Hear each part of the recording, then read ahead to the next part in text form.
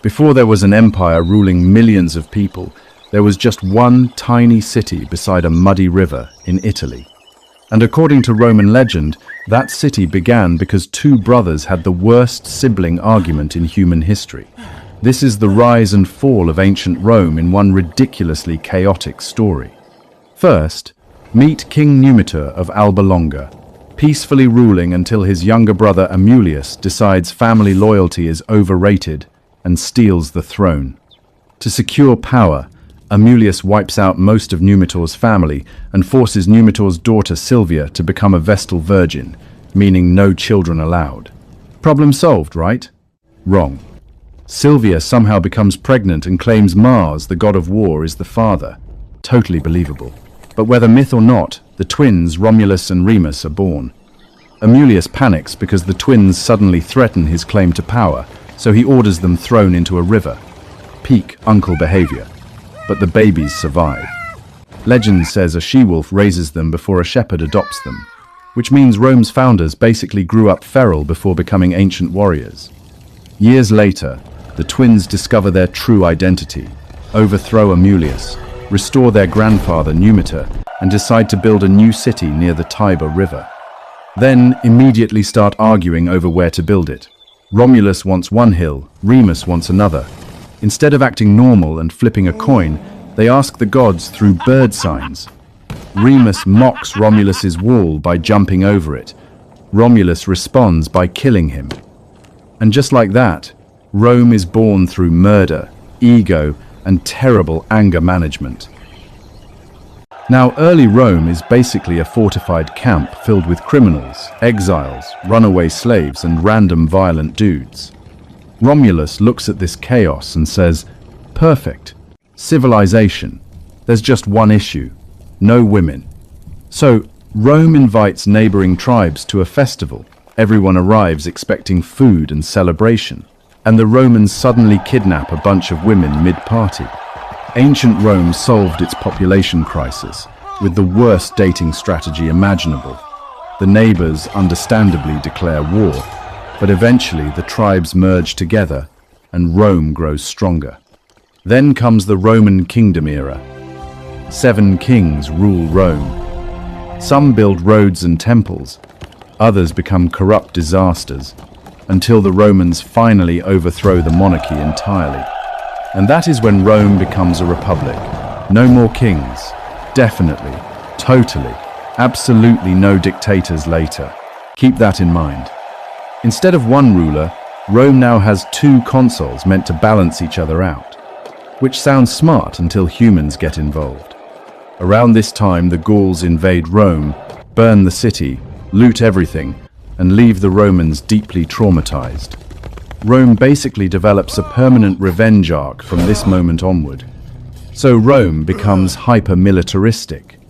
One by one, neighboring tribes, kingdoms, and cities fall to Roman conquest, until eventually Rome runs into its greatest rival, Carthage.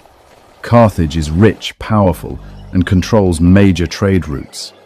Oh, and they also have war elephants. This leads to the Punic Wars. Round 1, Rome somehow builds a navy from scratch and wins.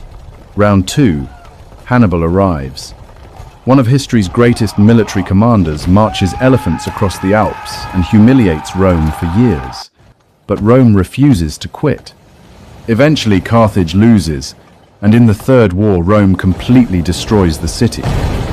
At this point Rome becomes addicted to conquest. Spain, conquered. Greece, conquered. North Africa, conquered. If you lived near the Mediterranean, congratulations, you were about to become Roman whether you wanted it or not. Then enters the final boss of the Republic, Julius Caesar.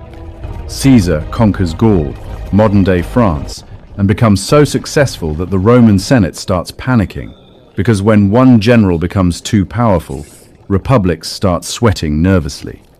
The Senate orders Caesar to return to Rome without his army. Caesar responds with the ancient version of "make me." He crosses the Rubicon River, triggers civil war, wins, and becomes dictator. Now here's the complicated part. Caesar wasn't some cartoon villain. Many ordinary Romans loved him. He reformed taxes, expanded citizenship, stabilized the Republic, and improved the calendar. July is literally named after him. But the Senate notices one problem. Caesar is collecting power like Pokemon cards, so a group of senators stab him to death, believing they are saving the Republic. Instead, they destroy it forever. Rome immediately explodes into another civil war. Caesar's ally, Mark Antony, battles Caesar's adopted heir, Octavian, later known as Augustus. Cleopatra gets involved, Egypt gets dragged into the chaos, and eventually Octavian wins everything.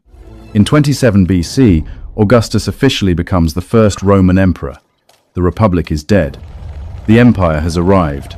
Unlike many rulers, Augustus actually understands Rome's biggest problem. Civil wars happened because soldiers followed generals instead of the state. So Augustus creates a professional standing army loyal directly to Rome. He reforms government systems, stabilizes borders, and builds the foundation for Rome's golden age. For a while, Rome becomes unstoppable. Roads spread everywhere. Aqueducts feed giant cities. Trade flows across continents. At its peak, Rome controls millions across Europe, North Africa, and the Middle East.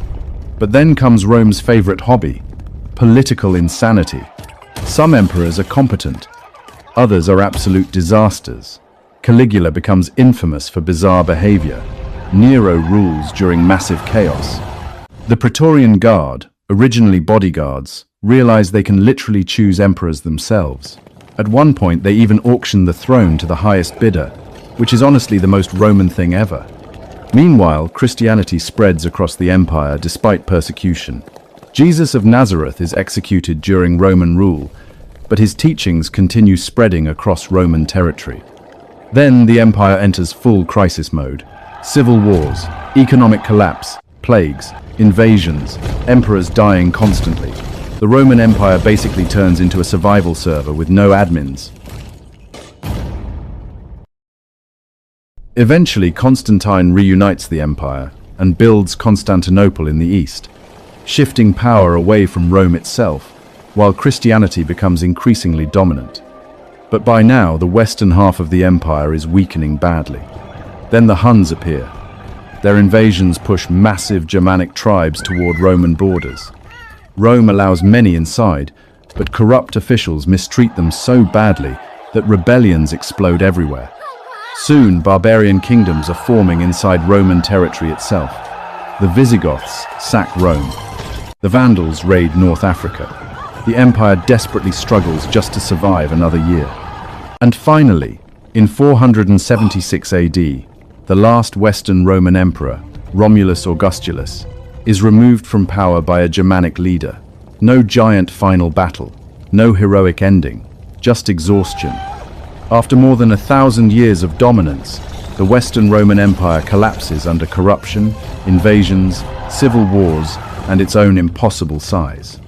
The Eastern Roman Empire, later called the Byzantine Empire, survives another 1,000 years before finally falling in 1453. And that is the story of Rome. A civilization born from myth, built through conquest, powered by ambition, and destroyed by the same chaos that created it.